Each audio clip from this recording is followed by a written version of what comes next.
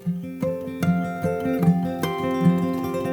community, glad you're joining for another daily Bible reading.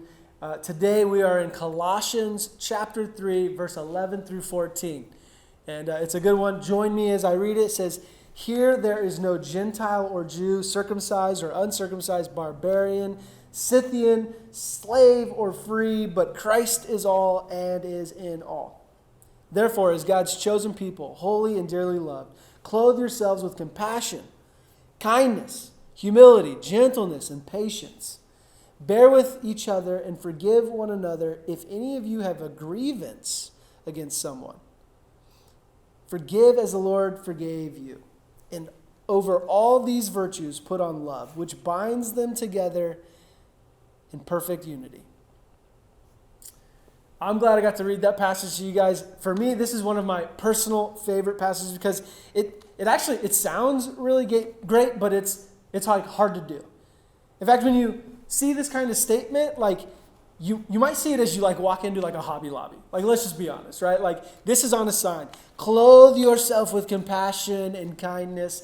This is Hobby Lobby. You walk into someone's home, like you know that there's a sign. I'm pretty sure. I think my family had one growing up that said something very similar, and it's all good until you ask them to give up what they want. Until you ask them to put someone else's needs in front of yours. And then it's like, no, I don't want to do this, right? This passage is messy. It's hard to do. It's messy. It sounds really good. It sounds really lofty. But when we get down to the nitty-gritty, it's hard to clothe ourselves with compassion and kindness. It's hard to look past things that are just what we think of as like not good, right? Like it's not right or whatever it is. It's hard to live with gentleness and patience.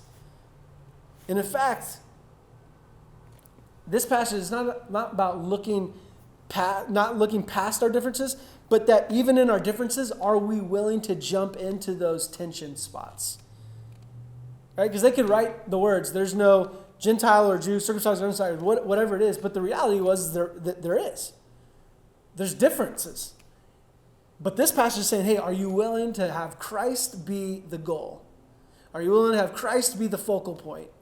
And even in the midst of things that aren't the same, even in the midst of people who disagree with you, even in the midst of people who don't look like you, whatever it is, are you willing to get into the mud and the tension and say, you know what? I am going to be a person that puts on and clothes myself with compassion and kindness and gentleness and humility and patience because I'm going to be a person who fights for peace. Now, I know, like, to say that, it sounds like oxymoronic, right? Like, it sounds so weird. I'm going to fight for peace. But Jesus says happiness, true happiness is found when you work hard to find peace or to bring peace to this world. Jesus says, like, happy are those that are willing to work and find peace and bring peace to others.